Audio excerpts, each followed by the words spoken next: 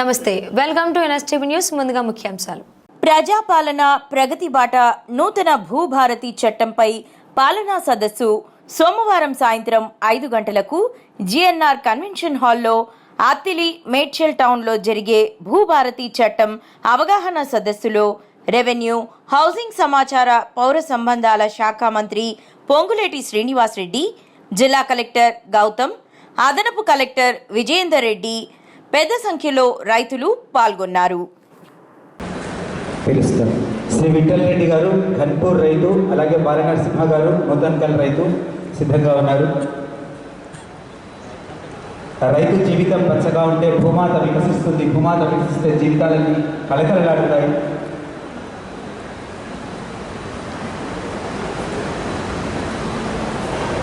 పెద్దలందరికీ నమస్కారం. నా పేరు బాలనరసింహ, నూతన్కల్. మాకు ఇంతకుముందు మొదటిది ఫస్ట్ మోస్ట్ ఇంపార్టెంట్ పాయింట్, ధరణి చట్టం వచ్చిన తర్వాత ధరణి చట్టం నోటిఫై అయిన రోజు ఉన్న రికార్డ్స్లో ఏముంటే అదే ఫైనల్. దాని నుంచి ఎట్టి పరిస్థితుల్లో మనం కరెక్షన్స్ చెయ్యము అన్న ఉద్దేశంతో ధరణి చట్టంలో పెట్టడం జరిగింది.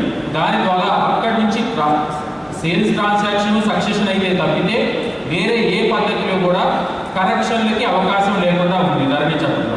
దానివల్ల అంతకుముందు రెవెన్యూ డిపార్ట్మెంట్ ద్వారా కానీ లేకపోతే ఇంకేదైనా విషయంలో కానీ తెలిసి కానీ తెలియక కానీ జరిగిన తప్పుని కరెక్ట్ చేసే అధికారం లేకుండా పోయింది. దానివల్ల రైతులు చాలామంది ఇబ్బంది పడ్డారు.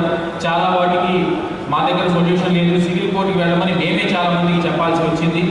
సో ఆ ప్రాబ్లమ్ని సాల్వ్ చేసే ఉద్దేశంతో ధరణి చట్టంలో మన భూభారతి చట్టంలో ప్రముఖంగా ధరణి చట్టంలో లేనిది పెట్టింది ఏంటి అంటే, ఏమన్నా ఇప్పుడున్న రికార్డ్స్లో, ఇప్పుడున్న కరెంట్ రెవెన్యూ రికార్డ్స్లో ఏదైనా తప్పు కానీ ఉంటుంది. అది చిన్నది కానీ పెద్దది కానీ, తెలిసి జరిగినా తెలియక జరిగినా, ఏ తప్పు జరిగినా దాన్ని కరెక్ట్ చేసే అధికారము రెవెన్యూ డిపార్ట్మెంట్కి ఈ భూభారతి చట్టము రూల్స్ ప్రత్యేకించి కల్పించబడింది.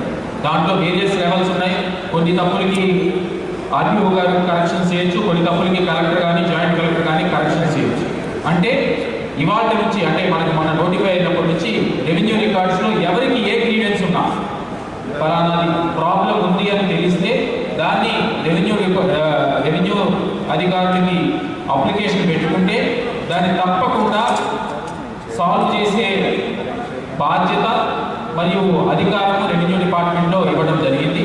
సో దాని ద్వారా ఇప్పటి వరకు ప్రాబ్లమ్ని ఫేస్ చేసిన రైతులందరికీ కూడా సొల్యూషన్ కల్పించడానికి అవకాశం ఉంటుంది. అది మొదటి. రెండవది, ధరణి చట్టంలో లేనిది ప్రముఖ ఎనదర్ ఇంపార్టెంట్ పాయింట్, ఒకవేళ ధరణి చట్టం యూజ్ చేసి ఏదన్నా సక్సెషన్ కానీ మ్యూటేషన్ కానీ జరిగితే, ఒక అధికారి ఏదైనా తెలిసి కానీ తెలియక కానీ ఏదైనా తప్పు చేస్తే దాన్ని అసలు దాన్ని అప్పీల్ చేసే అధికారం, మనం అప్పీల్ అంటాము. అంటే దాన్ని రిక్వెస్ట్ పెట్టుకోవడం పై అధికారికి. ఒక అధికారి తప్పు చేశారు, అది కొంతమంది తెలిసి చేయొచ్చు, తెలియక చేయొచ్చు. అధికారి తప్పు చేస్తే ఆ పై అధికారికి రిక్వెస్ట్ పెట్టుకునే అవకాశమే ధరణి చట్టం ఎట్టి పరిస్థితుల్లోనూ ఇవ్వలేదు. ఏదైనా తెలియక పొరపాటు చేసినా కూడా దాన్ని సాల్వ్ చేసే అధికారం తహసీల్దార్కి కానీ ఆర్టీఓ కానీ లేదు. కానీ మన ఈ భూభారతి చట్టము రూల్స్ ప్రకారం ఏ ఆర్డర్ అయినా కానీ, ఏ రైతుకైనా కానీ, ఏ ఆసామికైనా కానీ దాని మీద ఏ చిన్న సందేహం ఉన్నా దాన్ని అప్పీల్ చేసే అధికారము, హక్కు రైతులకు ఇవ్వడం జరిగింది. తహసీల్దార్ ఆర్డర్ మీద అయితే ఆర్టీఓకి, ఆర్టీఓ ఆర్డర్ మీద అయితే కలెక్టర్కి, కలెక్టర్ కూడా తప్పు చేస్తే కలెక్టర్ ఆర్డర్ మీద సీసీఎల్ఏ గారికి అప్పీల్ చేసే అధికారము ధరణి చట్టం ఈ భూభారతి చట్టం ఇవ్వడం జరిగింది. ఈ అవకాశం మనకి ధరణి చట్టంలో ఏమీ లేదు. చాలామందికి మేమే ఓరల్గా చెప్పాము, రైటింగ్లో ఇచ్చాము, ధరణి చట్టంలో మాకు అధికారం లేదు కాబట్టి మీరు సివిల్ కోర్టుకి వెళ్ళి నేర్చుకోండి, చాలామందికి మేమే చెప్పాల్సి వచ్చింది. సో ఆ ప్రాబ్లం అన్నీ కూడా మనం ఇప్పుడు మళ్ళీ సాల్వ్ చేసే అధికారము, హక్కు మళ్ళీ మనకి భూభారతి చట్టము రెవెన్యూ డిపార్ట్మెంట్కి కల్పించింది. ఇది రెండవది ప్రధాన అంశము. మూడో ప్రధాన అంశము, ధరణి చట్టంలో చట్టమైతే తీసుకొచ్చారు. అప్పుడు ఇన్ఫాక్ట్ ధరణి చట్టం లాంచ్ అయ్యే టైంలోనే సాదా పేపర్ల మీద, సాదా పరిణామాల ద్వారా ఎవరైనా పర్చేజ్ చేస్తే దాన్ని రెగ్యులరైజ్ చేస్తామని చెప్పడం జరిగింది. కానీ అప్లికేషన్ కూడా తీసుకున్నారు కానీ దాన్ని సాల్వ్ చేసే అవకాశము చట్టంలో